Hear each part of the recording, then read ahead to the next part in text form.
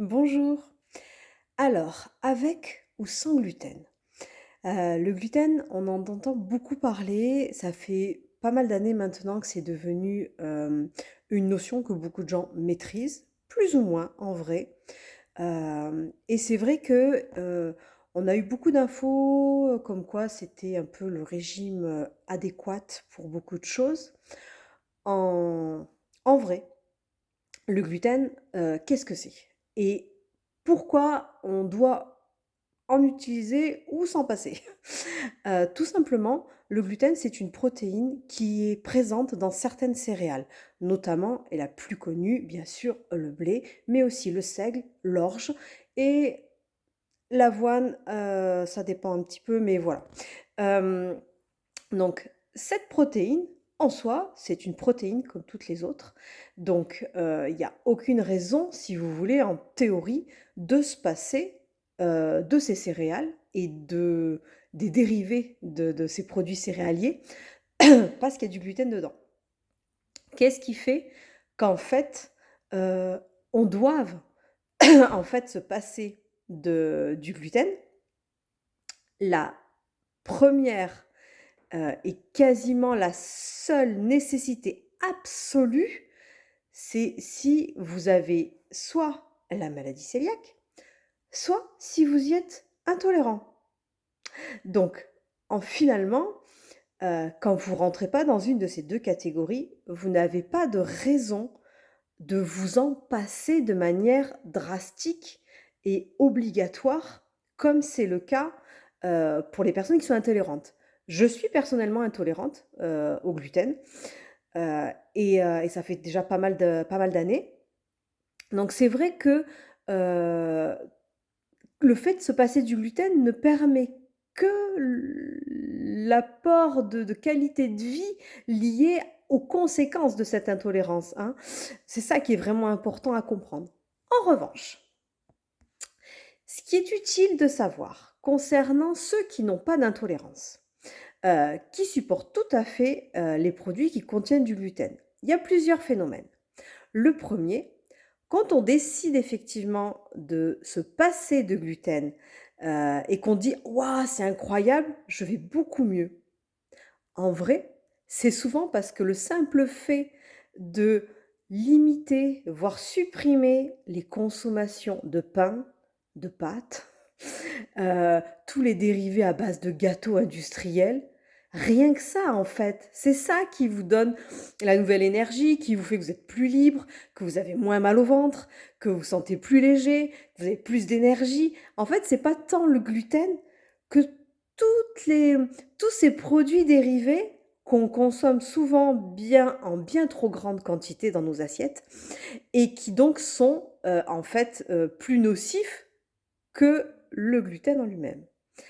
Donc en vrai, regardez de ce point de vue-là. Déjà, est-ce que c'est vraiment le gluten ou est-ce que c'est, les conséquences de ce qu'on peut, trouver dans le gluten et de ce qu'on peut consommer, en lien avec ça? Autre chose par rapport à ça, il faut savoir que effectivement, une des problématiques, on va dire, qui a été mise en avant sur le gluten, c'est que cette protéine a été énormément, modifiée, retravaillée par l'industrie agroalimentaire pour lui donner encore plus de capacité. Le gluten, c'est de la colle, soyons clairs. C'est vraiment ce phénomène-là, c'est l'élasticité, c'est la colle. C'est pour ça que quand on fait, des pâtisseries ou des gâteaux sans gluten, souvent ils ont du mal à se tenir et ils ont tendance un peu, des fois à facilement s'effriter, ce genre de choses. Donc voilà, le gluten, c'est de la colle, pure et dure. Donc c'est super intéressant dans tout ce qui est panification, tout ce qui est, préparation, culinaire, parce que ça permet justement ce phénomène-là, de façon très intéressante et les industries l'ont poussé à son extrême pour que ça soit encore plus facile pour, tout le monde, notamment leurs propres industries agroalimentaires. Donc du coup, effectivement, il a été modifié. Et le fait qu'il ait été modifié fait qu'effectivement notre corps, beh, pour lui c'est plus compliqué. Parce que c'est pas naturel du tout. Donc ça, c'est effectivement un une des problématiques. Et l'autre souci, c'est que si vous prêtez un petit peu attention, alors quand on devient intolérant, forcément, on y prête énormément attention. Quand vous faites vos courses, regardez les produits que vous achetez. Tous, vraiment tous. Votre, sauce tomate, votre, tamara, vos surimi, tous les produits dans lesquels, normalement, il ne devrait pas y avoir de gluten et regardez s'il y en a, sincèrement.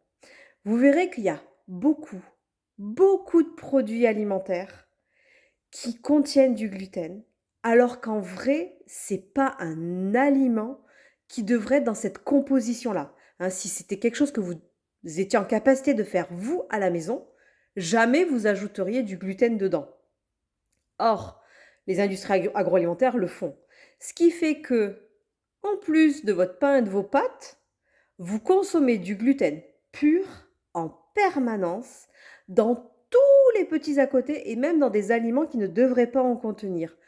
Là est peut-être le principal problème pour la plupart des gens qui ne sont pas intolérants ou allergiques, mais qui effectivement consomment finalement à leur insu beaucoup plus de gluten qu'ils ne devraient.